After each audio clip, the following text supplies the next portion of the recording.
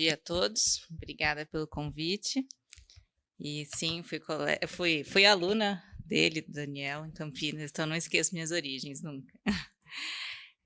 Acho legal esse módulo de emergências, né? Interessante para todo mundo, não só quem faz abdômen, quem está no pronto-socorro, quem dá plantão, que é grande parte de nós. A gente tem que estar familiarizado com esses diagnósticos. O meu tema é desafiador, porque é dicas práticas em abdômen agudo, e abdômen agudo tem uma infinidade de diagnósticos, né? Vamos 20 minutos. Felizmente, a nossa grande maioria dos diagnósticos está aqui no meio, em que não é nem autolimitada e nem risco de vida, mas se a gente não se atentar para algumas complicações, essas patologias intermediárias se tornam com risco de vida. Só para a gente contextualizar primeiro a parte de protocolo, o nosso grande aliado aqui é a tomografia. Sem dúvida, a tomografia com contraste no pronto-socorro é o nosso melhor método. Eu ressalto duas situações, né? Em dor no hipocôndrio direito, o ultrassom tem que ser um exame, se não primeiro, complementar à tomografia. Então, para suspeitas de colecistite, acho que é bem relevante. E não esquecer nunca do beta-HCG em pacientes com idade reprodutiva. A gente deve primeiro fazer ultrassom, eventualmente prosseguir com a ressonância, mas a tomografia sai de jogo nesse contexto. Então, para a gente estar ciente disso. Pensando em dicas práticas, acho que a gente tem que começar confirmando e excluindo os diagnósticos mais comuns, e a principal dica é procurar densificação de gordura. Sem densificação, a gente não tem inflamação. Então, a gente, às vezes, não está na nossa cara ali o diagnóstico, mas a gente vê uma certa densificação e aí a gente vai tentar fazer o raciocínio. Então, essa é a minha maior dica, procurar a densificação da gordura. E outra dica é sistematizar os achados, né? Assim, fazer uma análise de todos os órgãos. Então, comecei aqui um caso do sexo masculino de 46 anos com febre a esclarecer. Fígado aparentemente normal, não vejo líquido perihepático, já tem colecistectomia, os clipes aqui no hilo, o rim com parênquima contrastação homogênea. Aqui eu consigo até ver o apêndice secal, então também não vejo nada. Não vi nenhuma densificação na pelve e a bexiga também normal. Febre, vamos pôr na conta do tórax, então, né? Não achei nada nos principais achados. Outra dica é, nunca esqueçam de correr o exame até o final.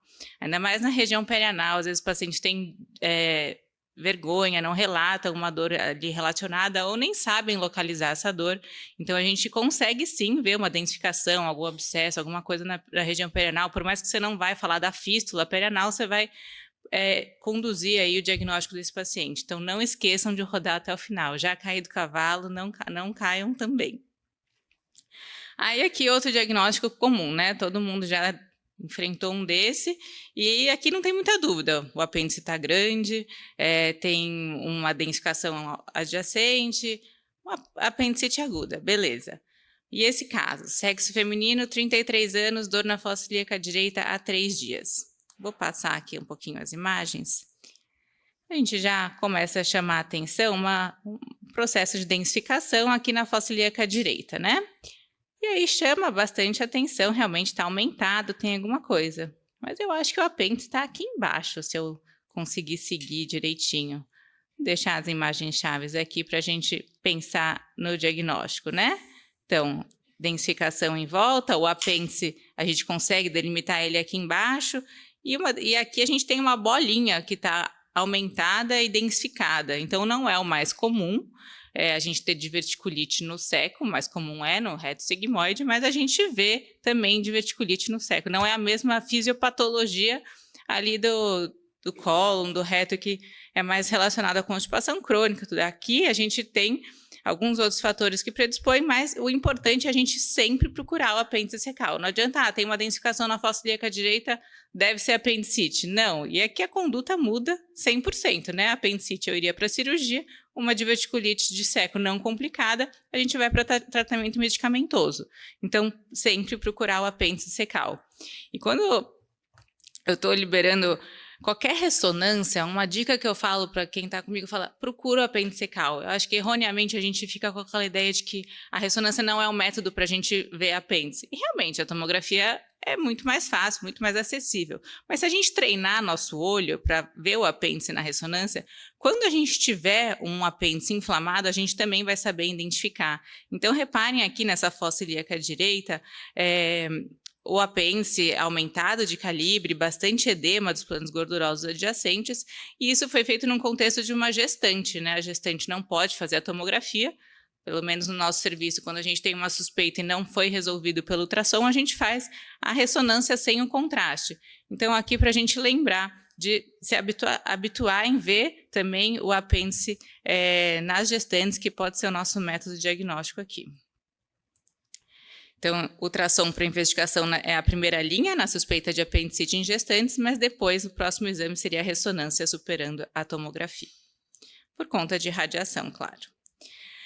Aqui a gente dá uma olhadinha também nas complicações de apendicite, né? Então, não só se ficar feliz em falar, é uma apendicite, a gente tem que procurar as complicações dela. Às vezes a gente tem uma perfuração bloqueada aqui, mas às vezes a gente tem até focos de pneumo peritônio. Isso, o cirurgião vai preparado por uma cirurgia aí mais complexa e também tem que ter uma prioridade no tratamento por aumentar o risco de a morbidade das complicações, né? Então, procurar sempre perfuração.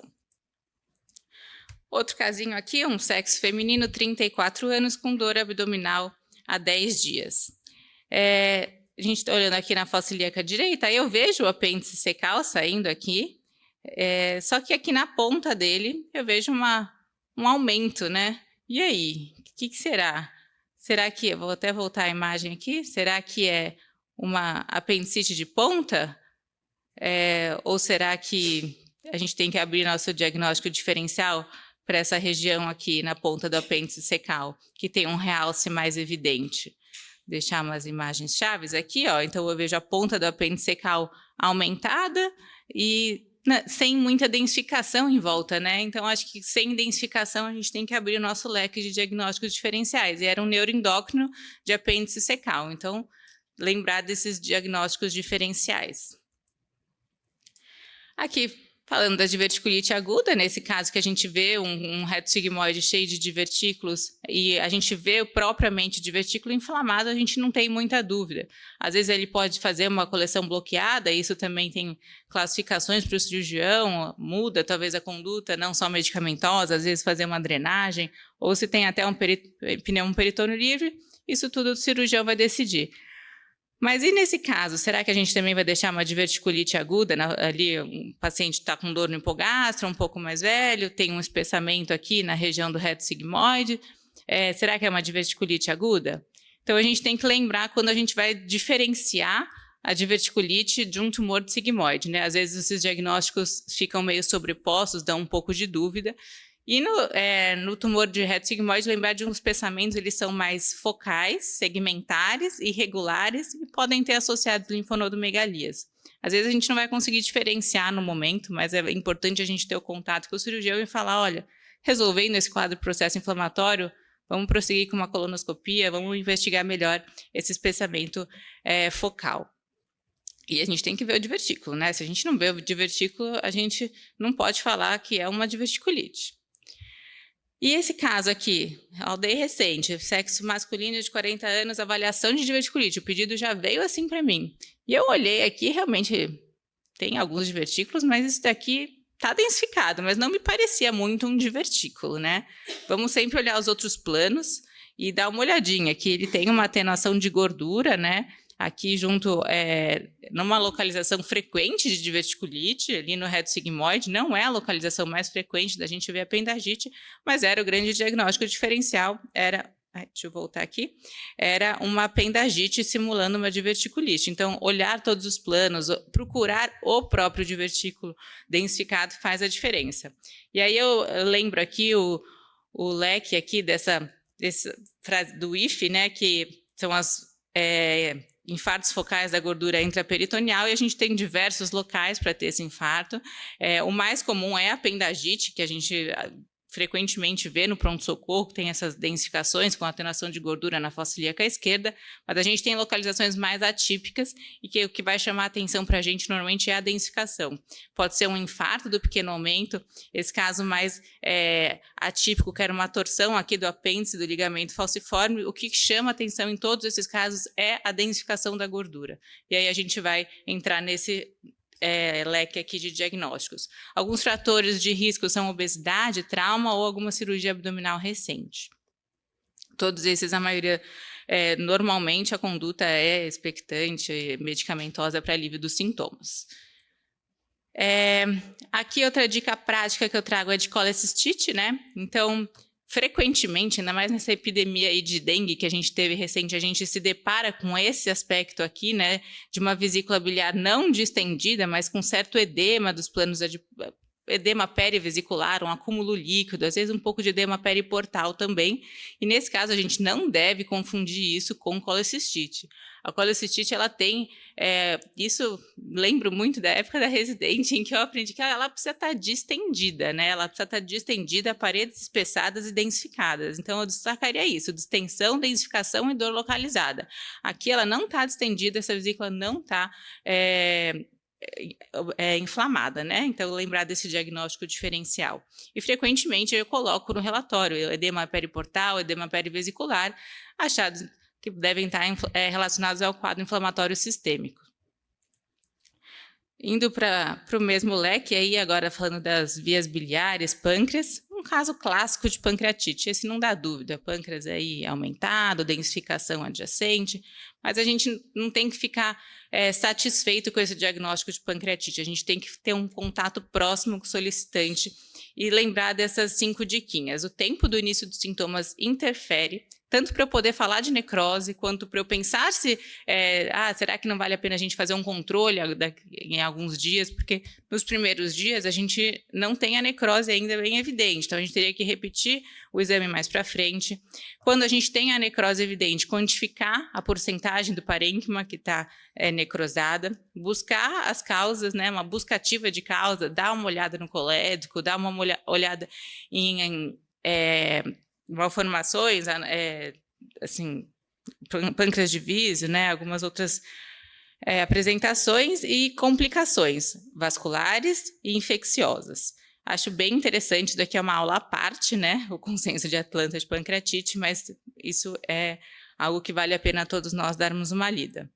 E como um exemplo aqui, então, se eu ficasse satisfeita nesse quadro de pancreatite e não sugerisse uma complementação aí, nos próximos dias eu não teria visto que evoluiu com um quadro de necrose da cabeça pancreática.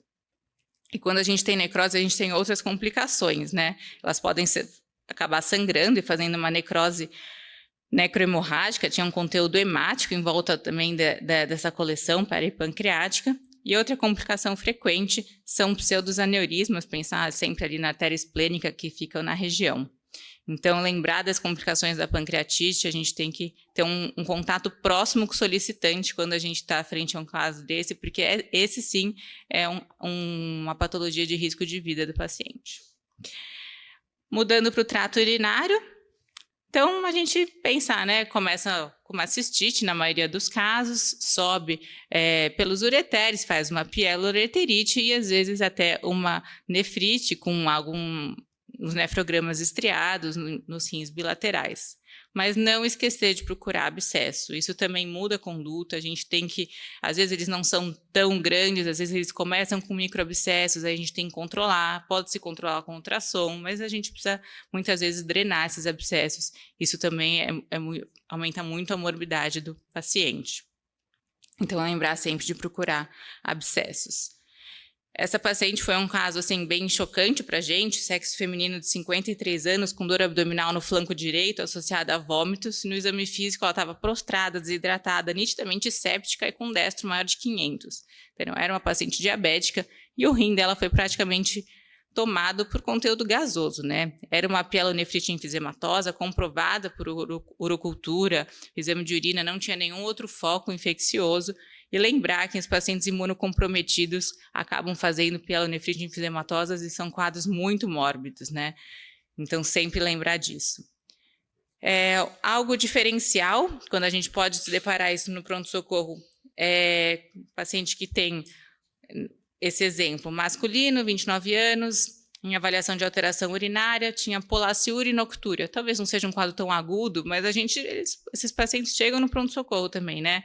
A gente repara um processo inflamatório difuso aí do sistema urinário, e ele tem algumas características que a gente tem que talvez levantar essa hipótese e sugerir prosseguir a investigação, é quando a gente vê uma desproporção pielocalicinal, algumas estenoses infundibulares e o espessamento uroterial não ser tão regular, ele tem algumas partes um pouco mais irregulares. E esse caso era uma infecção granulomatosa, né? Então não deixa de ser um processo infeccioso, mas esse aspecto crônico e esse aspecto, essa desproporção pielocalicinal, a gente tem que sugerir ser uma tuberculose. O último caso aqui do sistema urinário que eu queria lembrar, paciente do sexo masculino, 73 anos, com dor no flanco esquerdo. Ele tinha bastante história de cálculo, esse paciente já, então chama a atenção uma densificação peripiélica, todo o trajeto aqui no reto peritônio ao redor do ureter, tinha bastante inflamação, a bexiga não tinha tanto, a gente até via o ureter chegando na bexiga e não viu nada obstrutivo. Será que ele eliminou algum cálculo e está assim? Será que tem um processo inflamatório? Acho que os exames de urina vão auxiliar. Mas essa quantidade de edema e líquido aqui ao redor do ureter, ao redor da pelve renal, não está normal, né? E se a gente estiver presente ali no console, se a gente tiver uma participação ativa, a gente deveria sugerir fazer uma fase excretora e a gente vê extravasamento do contraste para as regiões ali peripiélicas, periureteral. Isso provavelmente foi resultado de uma passagem de cálculo e que acabou complicando. E se a gente não fizesse esse diagnóstico, se a gente não sugerisse fazer essa fase excretora, a gente não teria esse diagnóstico. Então, a nossa participação ali no console, fazer um protocolo direcionado é bem importante. Últimos 2 casinhos, não podia deixar de falar de pelve. Então, sexo feminino de 46 anos, dor na fossa ilíaca direita há 3 dias, associada a febre e distensão abdominal. Refere urina, coloração escurecida e odor fétido.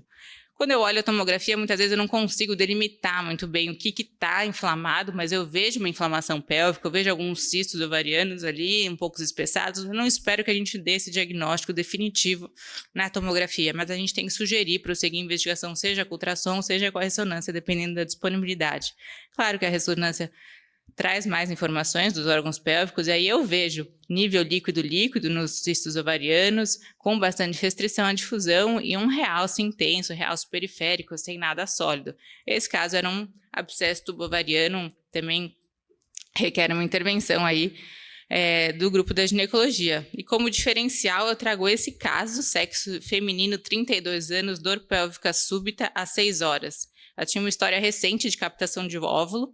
Se vocês não encontraram, provavelmente vocês ainda vão encontrar um caso desse na pilha do pronto-socorro, porque tem aumentado muito a frequência dessas captações de óvulos hoje em dia.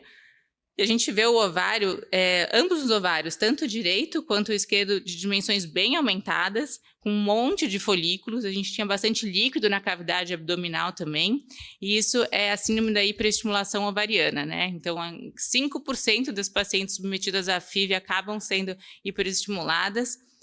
Então, a gente tem um aumento acentuado do volume ovariano, você consegue palpar, às vezes, perto da cicatriz umbilical, e a gente tem um extravasamento extracelular muito intenso, o que causa bastante oligúria e até riscos de choque hipovolêmico. Então, a gente tem que orientar e tranquilizar tanto a paciente quanto o solicitante, conduzir para não tenha nenhuma complicação.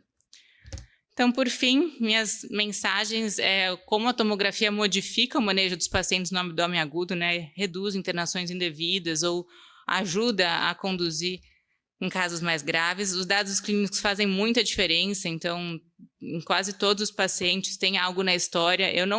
De verdade, eu não consigo laudar um exame se eu não abrir o prontuário e ver os exames laboratoriais e ver o pedido.